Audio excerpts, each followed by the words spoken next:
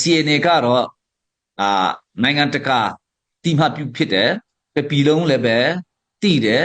နှစ်ပေါင်းလည်း30ကျော်ပြီဆိုတော့အတွက် CNA ကတော့အားလုံးအများဆုံးကလက်ခံတဲ့ဥစ္စာဖြစ်တယ်ဖွဲ့ဒီမလုံနိုင်တာရဲ့ချင်းမှရှိတဲ့တပ်ဖွဲ့တွေကမစုစည်းတာကြောင့်ဥပမာဇက်အရဲကိုအကြမ်းဖက်လို့ကျွန်တော်တို့တတ်မှတ်ပြီးသား CJDC ကလေးကနောက်ဆုံးကြတော့အချင်းချင်းနင်ဖွဲ့ငါဖွဲ့ဆိုပြီးတော့မှအားပြိုင်နေတဲ့ချိန်မှာရန်သူတွေကိုလည်းပဲရန်သူလိုမမြင်ပဲနဲ့ကျွန်တော်တို့အနိုင်ရအောင်ဆိုမှတစ်ဖက်သက်ဆုံးသွားအောင်ဆိုပြီးတော့မှဇက်အရဲကိုလည်းထောက်ခံတယ်လို့မထောက်ခံတယ်လို့ကျွန်တော်တို့ကအမနာစတန်ကျွန်တော်တို့ CB ဖက်ကလည်းပဲအရင်တော့ CB ဖက်ပေါ့နော်CB အဖွဲ့ဝင်အားလုံးတော့မဆိုလို့ဘူး CB အဖွဲ့ဝင်တချို့ကတော့ဇက်အရဲကိုထောက်ခံတယ်နော်ဒါ CC ကြက်ဆုံးသွားအောင်ပေါ့ CNA ဒုက္ခရောက်သွားအောင်ဒါမျိုးတွေကတင်ခန်းစာရကြပါဒါမလုံရဘူးပေါ့နော်အခုကျတော့ဇက်အရဲကြီးကစက္ကစနဲ့ပေါင်းပြီးတော့မှ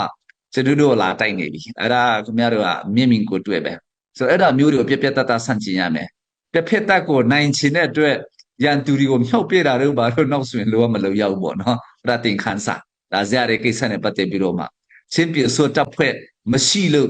ချင်းပြည်တစ်ခုထဲနဲ့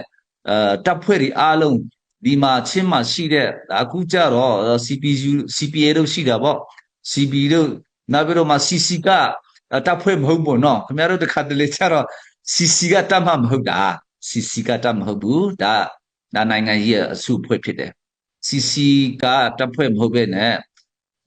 နိုင်ငံကြီးအဖွဲ့အစည်းဖြစ်တယ်ဆိုလို့ဆိုလည်းနားလဲဆက်ခြင်းတယ်ကျွန်တော်တို့တပ်ဖွဲ့ကတော့ CNA ရှိတယ်ပြီးရင်တော့ CDF လည်းရှိတာပေါ့နော်အခုကျတော့ CNA CDF လို့ကျွန်တော်တို့ကပြောမှာမဟုတ်တော့ဘူး Chilean Government Force ချင်းပြည်ဆိုတပ်ဖွဲ့လို့ကျွန်တော်တို့ကပြောသွားတော့မှာဖြစ်ပါတယ်ဆိုတော့နိုင်တဲ့အချိန်မှာအတန်ဒီကြည်ပြီးတော့မှခဏတာနောက်ဆုတ်နေတဲ့အချိန်မှာအတန်ဒီတိုးသွားတာတော့အတန်ပျောက်သွားတာတော့ကဒါမဟုတ်သေးပါဘူးခုချိန်မျိုးမှာမြန်မြန်လေးပြောရမယ်မြန်မြန်လေးပြန်ဆူဆီးရမယ်ပြန်လေပြီးတော့ခုခံရမယ်ဒါစိတ်တက်စွာနဲ့ဒါဒီကိုပြည်သူလူထုတွေကလည်းနားလေဖို့လိုတယ်လူရဲ့သဘောတဘာဝကတော့အောင်တဲ့ချိန်မှာတက်တက်တယ်နဲဆုံးတဲ့ချိန်မှာကြတော့ကောင်းကုတ်ပြီးတော့မှကောင်းငုတ်တာတွေကလည်းတစ်ခါတည်းဖြစ်တတ်တာပေါ့ဒါမဟုတ်သေးဘူးကျွန်တော်တို့ဒီမပြောခင်လဲမှာမင်းတို့ဆုံးနေသလားနိုင်နေသလားလို့ကျွန်တော်မေးရင်တော့ကျွန်တော်တို့မဆုံးပါဘူးနော်နောက်ဆုတ်တာပဲရှိသေးတယ်ဒါဆုံးတယ်ဆိုတဲ့ဥစ္စာကတော့အပိတသွားတာကိုဆုံးတယ်လို့ခေါ်တာကိုကကျွန်တော်တို့ကမင်းတို့ရှစ်တိုးသလားနောက်ဆုတ်သလားဆိုတော့ကျွန်တော်တို့ကအခုလောလောဆယ်နောက်ဆုတ်တယ်တော့ရှစ်ပြန်တဲ့ချိန်ရှိလိမ့်မယ်ကျွန်တော်အားရဆရာကောင်းတာကဒီနေ့ချင်းပြည်စွတ်တပ်ဖွဲ့ကိစ္စမပြောခင်လဲမှာ PDF လေးတွေဟိုဖက်မှာ NUG လေးအောက်မှာရှိတဲ့ခါရီရလည်းပဲပူဆူစီလာတဲ့ခါကျတော့လှုပ်ရှားမှုကပို့ပြီးတော့မြန်ဆန်လာတယ်ဆိုတော့ကျွန်တော်ချင်းပြည်စွတ်တပ်ဖွဲ့လို့ပြောတဲ့ချိန်မှာတခုရှိတာကတော့ဒီချင်းပြည်တစ်ခုသေးကိုဥတည်နေတာမဟုတ်ဘဲနဲ့တနိုင်ငံလုံးဒီလိုပုံစံနဲ့ပဲအကုန်လုံးတွားကြမယ်ဆိုရင်တော့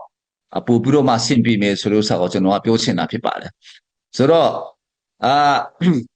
ခုနဆဆန်းကရဲ့ပြောတဲ့ဥစ္စာကောင်းစဉ်ကိုကျွန်တော်နည်းနည်းပြန်သွားမယ်ဆိုရင်တော့ဒီဇက်အရဲကိစ္စတို့ပါတော့မှဇက်အရဲကကျွန်တော်တို့ချင်းပြည်စွတ်တပ်နောက်မှဆိုရင်တော့ချင်းပြည်စွတ်တပ်ဖွဲ့လို့ကျွန်တော်တို့ကအခြေတဝန်းပြောသွားမှာကအဲ့ဒါချင်းလန်းကောင်စီအတွဲတစ်ခုတည်းမဟုတ်ဘူးနောက်ဆိုရင်တော့ CPC အတွဲလည်းဖြစ်မယ် CB အတွဲလည်းဖြစ်မယ် ICNCC အတွဲလည်းဖြစ်မယ်ဆိုတော့ Chilean government ဆိုတဲ့ဥစ္စာကတော့ဘယ်အဖွဲ့အစည်းအတွဲမှမဟုတ်ဘူး Chilean government ပဲအခုအဲ့ဒီ Chilean government ကချင်းတစ်ခုလုံးကိုစမပြုနိုင်သေးဘူးဆိုတာအားလုံးသိပြီးသားဖြစ်တယ်ဆိုတော့နောက်တစ်ချိန်မှာကိုစပြုလိမ့်မယ်Chilean government လို့အားလုံး Chilean government မှာပဲတညီတမှုထဲနေကြပြီဟေးဆိုရင်တော့ဒါ Chilean government force အကုန်လုံးဖြစ်စေချင်တယ်ဒါ CPA ဆိုတာလည်းမဖြစ်စေချင်ဘူးနောက်ပြီးတော့မှ CNA ဆိုတာလည်းမဖြစ်စေချင်ဘူး CDF ဆိုတာလည်းမဖြစ်စေချင်ဘူးတိုးလှိုင်းနိုင်ဖို့အတွက်တော့ common name ရှိဖို့လိုတယ်အဲ့ဒါကြောင့်နာမည်တိတတ်မဟုတ်ဘဲနဲ့ဘသူမဆို government ကတော့ဖြစ်လာမှာပဲအခုချင်းလဲကောင်စီတစ်ခုထဲနဲ့ government လုပ်တယ်မပြီးဆုံးဘူးနောက်မှလည်းပဲ ICNCC တော့အကုန်လုံးပေါင်းပြီးတော့မှ government ရှိမှာပါပဲအဲ့ဒါ government force ကိုကြိုတင်ပြီးတော့မှလမ်းကြောင်းကိုရှင်းထားတာဖြစ်ပါတယ်စီလုံးမှာဆိုတဲ့ဥစ္စာကလမ်းကြောင်းမှမရှိတဲ့ဥစ္စာတွေစီလုံးလို့ရမှာလဲဆိုတော့ ဒါရှိပိတာနာမည်တွေကတော့ဘယ်သူမှကြိုက်မှာမဟုတ်တဲ့အတွက်ကျွန်တော်တို့က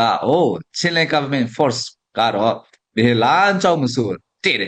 တဲ့အတွက်ရည်စီအတွက်နာမည်ဖေးပေးရချင်းဖြစ်ပါတယ်ဒါမှမဆူစီးချင်ဘူးဆိုရင်တော့ဘယ်တော့အခါမှဆူစီးလို့ရမှာမဟုတ်ဘူးဘယ်သူမှချင်းတစ်ခုလုံးက CPA မှာလာမှာမဟုတ်ဘူးအတေးချပဲဘယ်အဖွဲ့အစည်းမှ CDF မလာမှာမဟုတ်ဘူးဒါတွေကတော့ဆိုတော့နောက်ဆုံးကြတော့CNA ကတော့နိုင်ငံတကာတိမှပြုဖြစ်တယ်ပြည်လုံးလည်းပဲတည်တယ်နှစ်ပေါင်းလည်း30ကျော်ပြီဆိုတော့အတွက် CNA ကတော့အားလုံးအများဆုံးကလက်ခံတဲ့ဥစ္စာဖြစ်တယ်ဆိုတော့လောလောဆယ် CNA လူမျိုး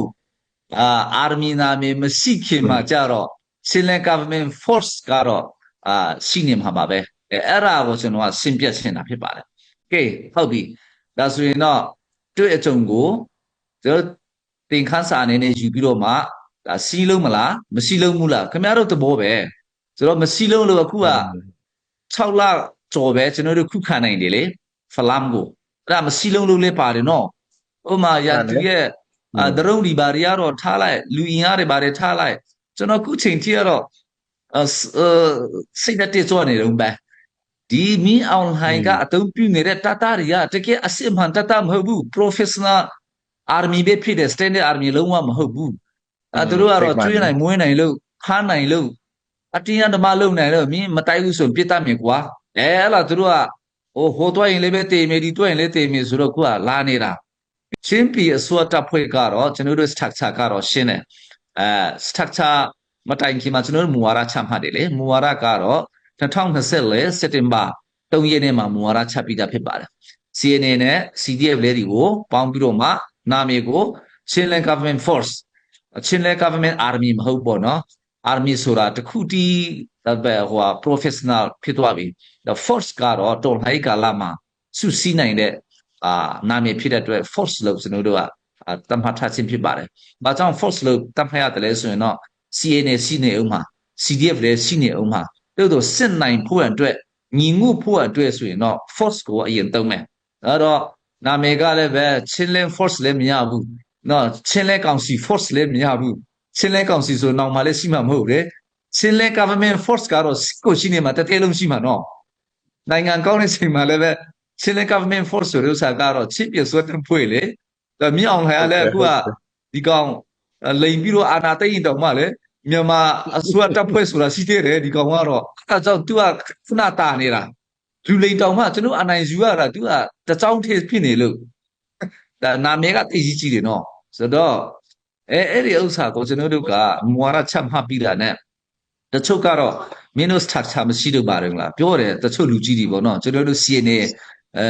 CDF တွေထဲကတချို့ကနားမလည်ဘူးရှိတာပေါ့ဘူးထောင်စလျံဘူမို့ထောင်စလျံက structure ကောင်းကောင်းလုပ်ပေးခဲ့တယ်အဲ့ဒီ2024တုန်းကအဲ့တုန်းကကျွန်တော်တို့အားရှိကြတယ်နော် CDF တွေကလည်းနင်းလာငါလာပဲပိုက်ဆံလေးရှိတတိုင်းရလေးရှိ TNA လေးရှိတဲ့ခါကျတော့တိတ်မဆူရှိစီကြဘူးဒါဘူးထောင်စလျံကတော့သူကစစ်သားပီတိတာပေါ့ဒီတိုင်းဆိုတော့စစ်မနိုင်ဘူးဒီအခြေအနေဆက်ရောက်မယ်ဆိုတာသူတွေမြင်တာအဲ့ဒါကြောင့်ဒီချစ်ပြဆွတ်တပ်ဖွဲ့လုပ်ပြီးတော့မှ structure လုပ်ပြီးတော့မှတိုက်ရင်အလိုက်နဲ့နေပြီးတော့စစ်တိုက်နေဆိုရင်တော့နိုင်ငယ်အခုကျတော့ဗာလဲတယောက်တစ်ပေါက်လာလိုက်ဒီလာလိုက်နဲ့လာပါဆိုတဲ့ဥစ္စာမဖြစ်ဘူး one command one control အောက်မှာရှိရမယ်လို့သူပြောခဲ့တာပေါ့အဲ့ဒါကြောင့်ကဲမင်းတို့ CDFD အယောက်10 20 30 40 50စီလှုပ်လိုက်လူလှုပ်ပါအဲ့ဒီရေဘိုရီကခမရတို့နဲ့လောလောဆယ်ဆိုင်မှာမဟုတ်ဘူးငါတို့ချင်းလန်းကာကွယ်ဝင်ကြီးဌာနကနဲ့တိုက်ရိုက်ကြီးချက်ရမယ်တက်စီဖို့လို့တယ်လို့သူကပြောတာဟိုအခုကျတော့အချက်ခေါင်းပရိမှာပဲတိုက်ရိုက်ကြီးချက်ကိုကေမောက်ရှိရမယ်လို့ပြောပြပဲ CNA လည်းမရှိဘူးနောက်ပြီးတော့မှ CDF တွေလည်းမရှိဘူးနော်လာကြပါစစ်တိုက်တော့မယ်ဆိုတဲ့ချိန်ကျမှပဲသူတို့ထမင်းထုတ်ရပါပြီးတော့မှသူကသူလာကြတာဘသူဘွာမှလည်းမတိကြဘူးဘာကောင်မှလည်းမတိကြဘူးအဲ့ဒီခါကျတော့စစ်မြေပြင်မှာတော့ကမောက်ကမဖြစ်တာပေါ့အဲ့ဒါပူထောင်စလန်ကတီးတဲ့ခါကျတော့ဒါမဟုတ်ဘူးဒါကြောင့်ကဲအဲ့ဒါစစ်သားတွေလှုပ်ကြပါဆိုပြီးတော့မှဟုတ်ကဲ့ဆိုပြီးမှတချို့တော့နားလေလှုပ်ကြတယ်လှုပ်ပြီးတော့မှတချို့ CDF တွေ၄ဖွဲလောက်ပဲရှိတယ်ကျွန်တော်သိတာလေ လေဖွဲလောက်ကအဲ့ဒီ CNA ရဲ့ဟောပါလေအငွေ့အသက် CNA ပဲဩဇာခံဖြစ်သွားမှာကိုလေသူတို့ကြောက်တယ်အဲ့ဒီတော့ကတော့သူတို့ကသူတို့တတ်တာတွေမဟုတ်ဘူးနော်သူတို့ကောင်းဆောင်တွေနော်CS ဆိုတဲ့ဥက္ကဋ္ဌ CDF ဥက္ကဋ္ဌဆိုတဲ့လူတွေ CDF ကာကွယ်ကြီးဒါဝန်ခံဆိုတဲ့သူတွေမြူဟာမှုဆိုတဲ့သူတွေစီဦးစီချုပ်ဆိုတဲ့သူတွေကမကြိုက်တာအဲ့ဒါတွေကလည်းကောင်းဆောင်တွေရတဲ့ကျွန်တော်အပါဝင်နောင်တရကြပါတတိထားကြပါကိုယ့်ရဲ့အာဏာရချင်လို့ကိုကဆရာကြီးလုပ်ချင်လို့ကိုတက်ကိုမလွတ်ချင်တာအဲ့ဒါအမှန်ကန်ပဲဥထောင်စစ်တဲ့တော့စိတ်နာသွားတယ်နော်စိတ်နာပြီးတော့မှတိုင်ရင်တက်ဖွဲ့လည်းမဖွဲ့နိုင်တော့ဘူးတက်စိတ်တက်ခွဲတက်ရင်လို့မဖွဲ့နိုင်တဲ့ခါကျတော့အရင်တိုင်းပဲလာကြပါဆိုတဲ့ပုံစံဖြစ်တော့သူကလည်းတိတ်ကာကူကြီးဝန်ကြီးကိုလည်းပဲတိတ်မလုပ်ချင်တော့ဘူးအဲ့တုန်းကကျွန်တော်တို့အတင်းဓမ္မအတင်းနဲ့တောင်းပန်လို့လုပ်နေတာသူမလုပ်ချင်တော့ဘူးအဲ့ဒီတိုင်းတော့စစ်မနိုင်ဘူးဒါပြောဗာလဲဟောဗာလဲသဘောတရားလောက်ပဲရှိတယ်လို့ပြောတော့သူကလည်းမလုပ်တော့တာလည်းဖြစ်တယ်ဆိုတော့အဲ့ဒီချိန်တုန်းကဘာတောင်းဆိုသေးတယ်လဲဆိုရင်တော့ကျွန်တော် CDF အဖွဲ့တချို့ကဘာတောင်းဆိုသေးတယ်လဲဆိုရင်တော့ငါတို့ပါဖွဲ့လို့တယ်အဲ့ဒါကြောင့်ချင်းပြစောတပ်ဖွဲ့ကိုကင်တွေ့ရမယ်အခု DCT လိုမျိုးပေါ့ချင်းလဲdefense coordinating committee လိုမျိုးဖွဲ့ပေးပါလို့သူပြောတယ်ပူထုံစလျံကတော့ဗာပြောတယ်လဲဆိုတော့အဲ့ဒါဖွဲ့မယ်ဆိုရင်တော့ဒါ committee တွေစစ်များမယ်ဆိုရင် command control တွေနေမှာခက်တယ်နော်မလုပ်တာကောင်းတယ်ဆိုပြီးတော့မှသူလည်းပြောတယ်အဲ့ဒါတချို့ကတော့ချင်း government force မလုပ်ချင်တဲ့သူတွေကတော့ငါတို့မပါဘူးဆိုမြင်ရဘူးပုံစံလဲနေပဲအဲ့ဒါမဖွဲ့ပေးချင်လို့ဆိုပြီးတော့မှအကြောင်းပြတာရှိတယ်ဟုတ်တော့အခုကျတော့ချင်း government force ကတော့အရင်တော့ကမလုပ်ဘူးမလုပ်ပေမဲ့အဲ့ဒါကော်မတီလေးတော့ဖွဲ့ပေးလိုက်တယ်နော်ကော်မတီလေးတော့ဖွဲ့ပေးလိုက်ပြီးတော့မှသူတို့ကအဲ့ဒါ team မှာပါဝင်ကြတယ်ပါဝင်ကြပေမဲ့ချင်းပြဆွတ်တပ်ဖွဲ့တော့မလုပ်ချင်ပြန်ဘူးဒါမလုပ်နိုင်ဘူးလို့ကျွန်တော်မပြောဘူးနော်ဆက်ဆန်းကကျွန်တော်စကားမလုပ်ချင်ဘူးလို့ကျွန်တော်ပြောတာအဲ့တော့အရတစကားနဲ့ပြောမယ်ဆိုရင်တော့ဒါကျွန်တော်စကားလုံးကိုလည်းပဲတိတိကျကျစဉ်းစားကြပါဦးဆိုတော့အခုတော့ flat တိုက်ပွဲအတွေ့အကြုံရစင်မပြေတော့ဘူးစင်မပြေတဲ့ခါကျတော့အခုကျတော့ပြည်သူလူထုရဲ့ PR supporter တွေရဲ့ PR ကြောင့်တာရှိအခုကျတော့ကျွန်တော်တို့ကောင်းဆောင်နေကျွန်တော်အပါဝင်ပေါ့ဟောနာခံလာတာမှန်ပါအဲ့ဒီပြောတဲ့ချိန်မှာချင်းပြဆွတ်တပ်ဖွဲ့မလုပ်ချင်လို့ဆိုပြီးတော့မှလုပ်တဲ့ချိန်မှာတာမန်ရဲဘော်တွေကိုပြစ်မတင်ရဘူးတာမန် CDF တွေကသူတို့မှာအပြစ်မရှိပါဘူးနော်ကျွန်တော်တို့ပုံမှာကောင်းဆောင်ကျွန်တော်အပါဝင်ကျွန်တော်တို့ပုံမှာအပြစ်ရှိတယ်အဲ့ဒါလည်းကောင်းကောင်းကျွန်တော်ဝန်ခံရအောင်ဆိုတော့အခုကျတော့လုပ်ပြီဆိုတော့ကျွန်တော်ဝမ်းသာတယ်အရင်တော့နာမခံခဲ့တဲ့ဥစ္စာတွေကျွန်တော်အပါဝင်အရင်တော့ဆိုးခဲ့တဲ့ဥစ္စာတွေကိုလည်းပဲခင်ဗျားတို့ကလည်းခွင့်လွှတ်ရမှာဖြစ်ပါတယ်အခုလုပ်ပြီဆိုရင်တော့အားပေးရမှာဖြစ်ပါတယ်အဲ့ဒါတိုင်းကျွန်တော်တို့ကတက်စိတ်တက်ခွဲတက်စိတ်တက်စုတက်ခွဲတက်ရင်ဆိုပြီးတော့မှကျွန်တော်ဖွဲ့လိုက်ပြီတက်ရင်မှုတွေကတော့ကျွန်တော်တို့စီနေကဥဆောင်မှာဖြစ်ပါတယ်ဆိုတော့ကဲတက်ရင်အခုတော့ဖွဲ့နေကြပြီဆိုတော့တက်ရင်နေပဲလာပြီဆိုရင်တော့ CDF မရာတက် CDF ဘယ်လောက်သူဆိုတာရှိမှမဟုတ်တော့ဘူးเนาะအဲ့ဒါခါကျတော့ကိုကကျွန်တော်တက်ကြွနေတာအခု PDF လေးတွေကလည်းပဲစစ်လာနိုင်လာတိုင်းက NUG ကဆူရှိလာလို့ပေါ့เนาะသိကောင်းတယ်ဆိုတော့အခုကဆူရှိနေပြီခဏရင်တော့စစ်လက်တွားတိုက်တော့မှာပါဆိုတော့ပုံမထူးခြားလာမယ်စီလုံးလာတဲ့အတွက်ဖျားသခင်ကလည်းပဲအားပေးအကာအကွယ်ပုံမပြုတော့ပေးလာမှာဖြစ်ပါတယ်ဖျားသခင်စိတ်ချမ်းသာမယ်ပြည်သူလူထုစိတ်ချမ်းသာမယ်စပေါ်တာတွေစိတ်ချမ်းသာမယ်ဆိုရင်တော့ကိုယ့်ရဲဘော်တွေကလည်းပဲဆူရှိလာတဲ့အတွက်နောက်မှဆိုရင်တော့စစ်နိုင်လာမှာဖြစ်ပါတယ်ကျွန်တော်ကတော့အမြဲတမ်းပြောတယ်နိုင်တာရှုံးတာကအဓိကသွားမထားနဲ့အောင်လှုပ်တဲ့ဥစ္စာကစနစ်တကျလည်းဖြစ်ဖို့လိုတယ်လှုပ်တဲ့ဥစ္စာကစနစ်တကျဖြစ်ဖို့လိုတယ်အဲ့ဒါလေးတွေကိုကျွန်တော်ကပြောနေခြင်းဖြစ်ပါတယ်အဲဒါကြောင့်ချင်းပြစွတ်တပ်ဖွဲ့ကတော့ရှိနေပြီဖြစ်တဲ့အတွက်အင်မတာမှကုန်ယူတယ်နောက်ပြီးတော့အခုလည်းဟိုဘက်က CPU CPA တွေကလည်းပဲဒီလိုမျိုးဟိုတပ်ဖွဲ့ပုံစံလေးနဲ့တွားတဲ့အတွက်